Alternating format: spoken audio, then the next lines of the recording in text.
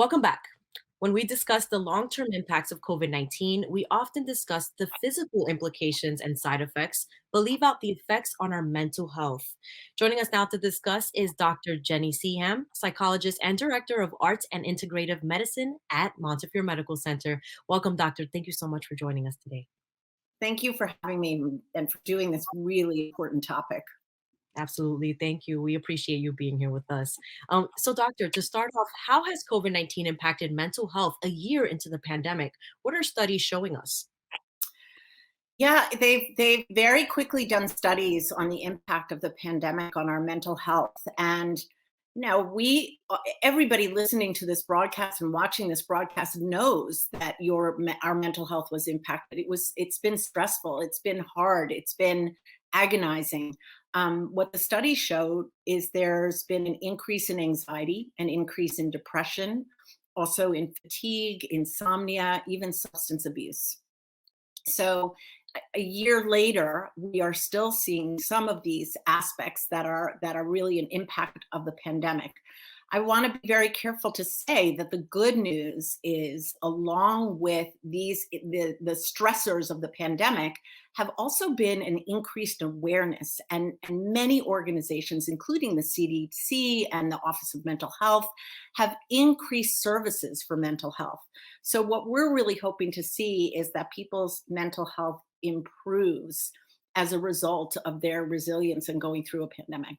Wow, sounds like there's a silver lining to all of this. So thank you for sharing, Dr. Seham.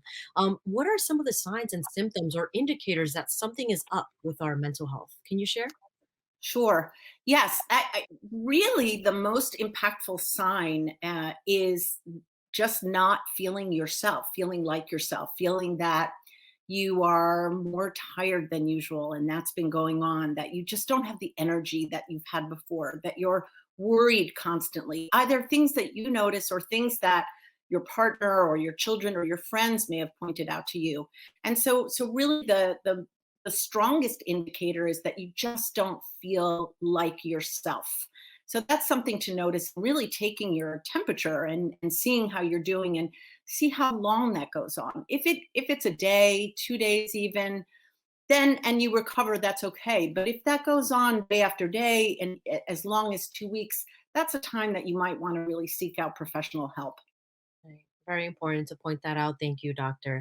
So, something that Montefiore Einstein has studied is also the significant proportion of healthcare professionals, particularly at the epicenters, were experiencing unprecedented levels of anxiety, insomnia, depression, and distress.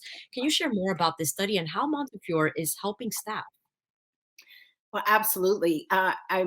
As you mentioned, Montefiore became and still is an epicenter for COVID and for treating COVID. So this created quite a burden, quite an enormous impact on our frontline workers. High levels of stress, anxiety, depression, fear, and grief in seeing what they saw and seeing not only the patients but seeing them isolated from their families. And sometimes our frontline workers, our doctors, our nurses, our social workers, our respiratory therapists became surrogate families and having their own families at home to take care of.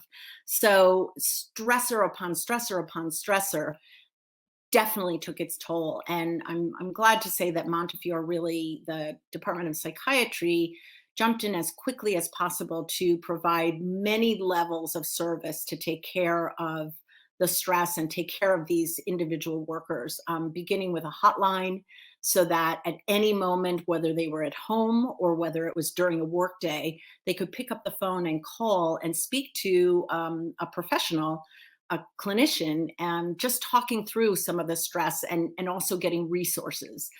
We also had allies. So we were partnered up with some of our frontline workers to say, now you know who I am, and I'm your ally, and call whenever you need help. Again, to provide resources, to provide some psychological first aid. We In addition, we supplied some ongoing therapy. If people, as I mentioned before, if people were noticing this is going on, I need a little more significant help, we had people on standby to provide that professional therapy and even medication for people who needed it. And finally, I think really important to mention, and this is something that is ongoing, is we had emotional support groups for some of the teams who had been doing this incredible work, working with families, teams who were, again, doctors, nurses, social workers, respiratory therapists, and bringing them together in an emotional support setting, both in person and then ongoing online. Because what we know that research has said is when you speak with your colleagues, almost like soldiers on the front line, that you really derive the most significant support in hearing from others who truly understand what you've been through. Yes. I really want to emphasize to our viewers, that our caretakers, our healthcare workers need caretaking as well. And our therapists need therapy too. And that's something that this pandemic, has taught a lot of people that, you know, just because someone takes care of you doesn't mean that they don't need it as well. So I just wanted to emphasize that. Thank you. So, Dr. Of course, Dr. Montefiore has provided healing through the arts. And I know that you're involved in a particular program called the Youth Empowerment Series. Can you share more about this program? I would love to. It's my favorite topic because it involves our Bronx kids making art, taking photographs. And this is a photo of the Yes Garden that we just were able to start up again for the first time. We have families and youth. So here's here are the vegetables and flowers we're about to plant. This is our last week was the first time we came back in person. We've been ongoing creating art online, and we've been ongoing taking photographs and sharing them and creating online galleries, but now we are putting our hands in the dirt. And I think there's nothing more enriching, there's nothing more healing than planting. And then what we will do is serve our families and invite them to partake in what the kids have grown. I love that. I know something you shared earlier on, doctors, that the kids are growing strawberries and they want to grow chamomile. You have strawberries. I have them right here. I'm bringing these to the garden tomorrow. So the kids are growing, the youth empowerment series, the whole purpose is that it is their voice, it is their decision on what they want to create. And so we are providing the plots, we are providing the ground.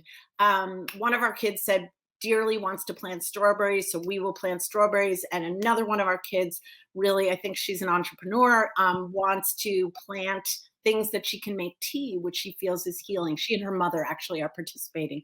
So we have chamomile and we have lemon verbena, and delicious. Come over to the garden. I'll be there. I will be there. I'm visiting one of these days. Thank you for sharing that. Talk about getting grounded, going back to our roots and back to the ground to work on gardening. So doctor, some folks are tuning in and maybe wondering, how can we maintain good mental health, especially in these times? Can you just share some healthy ways to cope with us?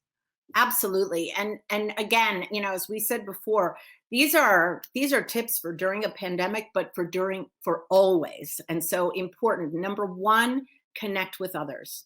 So the garden is a great example. We see the kids talking with each other, sharing this interest. Connect with others. Call your friends. Call the friends who are supportive and the family members who are supportive. Take care of your body and your mind. I can't emphasize enough how much it heals your mind and heals your psychological health to get moving, whatever that means. Getting up, taking a walk, dancing, putting on some music and dancing, whatever that means to me. Yes, whatever that means to move around. So really taking care of your body, and start small if you need to. Don't worry about what you used to do. Just get active and get moving. Take breaks. Take a breath. Take breaks from what your responsibilities are. That I think people are feeling very overwhelmed, especially with school starting up again, or deciding now it's the summer and things are opening, and what do I have to do? And I have to catch up. So it's okay to go slow and take a break and take a breath and do what you need to do, what feels good for you. So taking breaks, please limit news and social media. Yeah. Can be really toxic.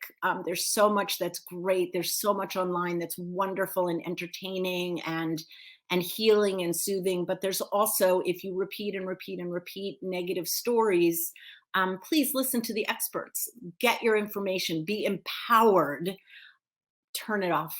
Mhm. And finally, seek help when needed. So if you are reaching out and doing everything that you can think of to really find joy and to really connect and to move your body and to stimulate your mind, and you just still need a little bit extra, then please reach out and seek professional help. Really important. There are people here to help you with that.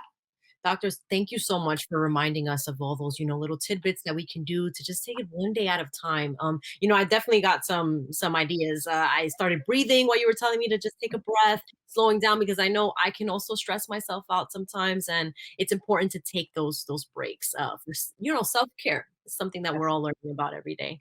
So, without further ado, how can people stay in touch with Montefiore and reach out for more information and help at this time? So Montefiore has a wonderful website and many resources. We have a relaxation hotline. If you want to know more about our art program, there's the Montefiore Fine Art Program. That'll take you straight to the Youth Empowerment Series Gallery, which is in the main lobby of the Moses campus. Please look us up. There are many resources at Montefiore for your emotional health and well-being, for relaxation, for meditation, for the arts, which I'm so proud to say that Montefiore includes in all their healing and medical care. They really open their arms to know that sometimes it's music and dance and meditation and artwork that people need in their lives. Absolutely. Thank you so much, Dr. Sam, for your time today. And thank you to Montefiore for your partnership and your work in our community. Thank you. Of course. Again, Dr. Jenny Seham is a psychologist and director of the Arts and Integrative Medicine program at Montefiore Medical Center. We'll be right back here on Open BXRX Tuesday.